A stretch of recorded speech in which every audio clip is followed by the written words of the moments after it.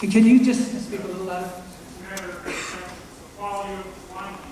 We have a lot of small networks of CSA and co-ops that we have in Europe and progressive parts of the United States.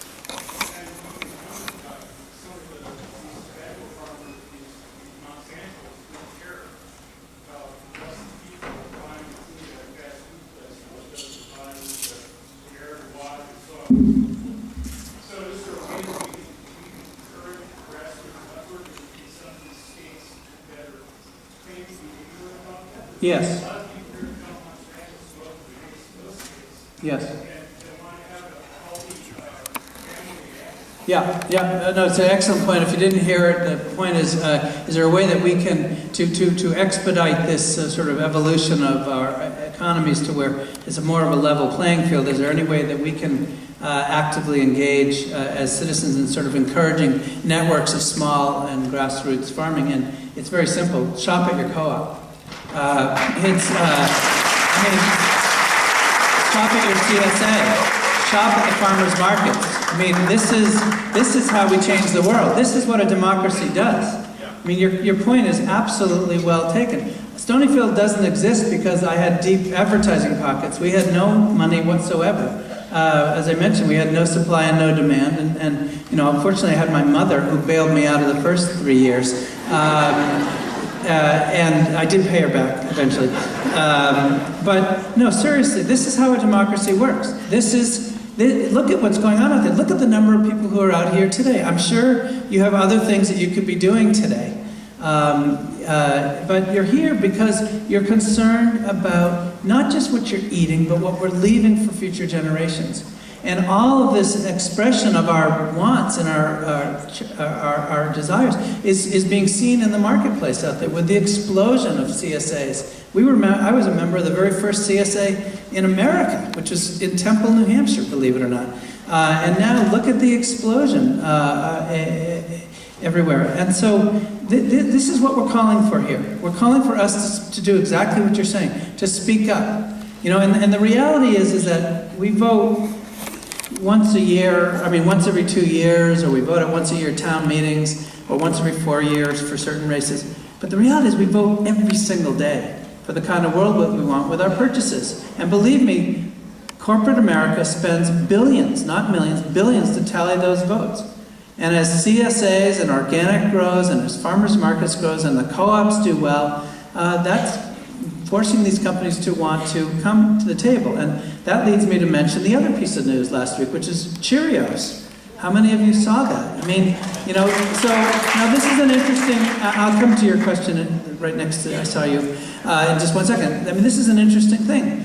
Here's General Mills. So now the GMA, the Grocery Manufacturers Association, and you see the New Hampshire Grocers Association right here, the GMA spent all this money to stop Washington State and California. Well, let me tell you, I spent a lot of time with these companies. The Grocery Manufacturers Association are the biggest food companies in America, and of course the big grocers. They don't like this spending state by state by state. And this is what's forcing the kind of discussion that we're starting to see here. They're terrified that New Hampshire will pass. Because again, New Hampshire passes, Vermont will pass. Vermont passes, we're going to get New York, and then we're at 5 states. So then we only need 1 more. So they're afraid of this kind of grassroots thing that's going to happen. But the simple reality is that it's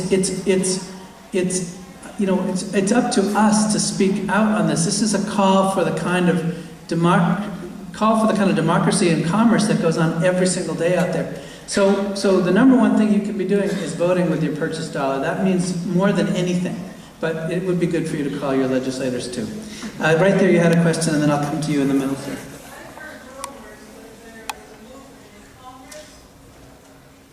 Yeah.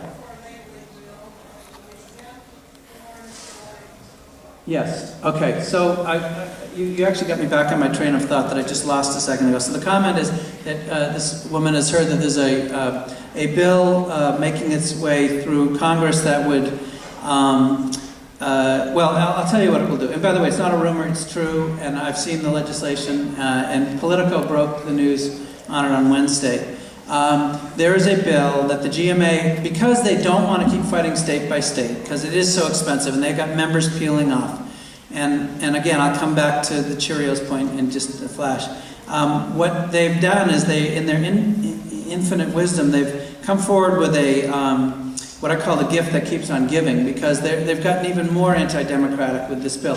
They've put forward a bill that calls for, first of all, it preempts any states from doing what we should be doing, right? Which I'm sure as a legislator doesn't feel real good. It doesn't feel good to me as a citizen. It also would allow natural to, it would create a definition of natural that includes GMO, which, I mean, as it is, there's no definition for natural anyway, so I suppose on one hand, what does it matter? There's ice creams out there that don't change shape when they melt, but they say natural on the label, so... but, I think that's when I call it, say, the gift that keeps on giving. I mean, people are going to be outraged by that when natural is now sanctioning these GMOs. And it also requires the FDA to mandate voluntary labeling, which is exactly what we have now. So we've got to stop it, and that's what Just Label It is primarily doing. And you'll see there'll be a press conference on Thursday in D.C., albeit where we're announcing opposition to this GMA bill. This brings me back to the Cheerios point, and then I'll come to your question right there, sir. So the Cheerios thing can be looked at from two different points of view. One is, here's a company who is saying, okay, enough already, that the cost of putting it on your label, kind of to your point, is going to be less than fighting it state by state, and you got to applaud them for it, right? I mean, they're saying, look, we're going to take the risk that a little bit of transparency, a couple of words, is not going to really hurt our sales. And I actually believe it's going to help their sales. I actually think they're going to find out that they're going to do very well. And we saw this with synthetic growth hormone. Synthetic growth hormone was struggling along BST until one day Walmart said they're not going to buy milk from cows injected with BST anymore. And suddenly the next day Yoplait, General Mills, announced they're going to be BST free, and then all the other big dairies announced it the next week. So again, this is the power, and believe me, Walmart didn't do it because they heard Gary speak or read my book or something, although maybe that had some effect, you never know.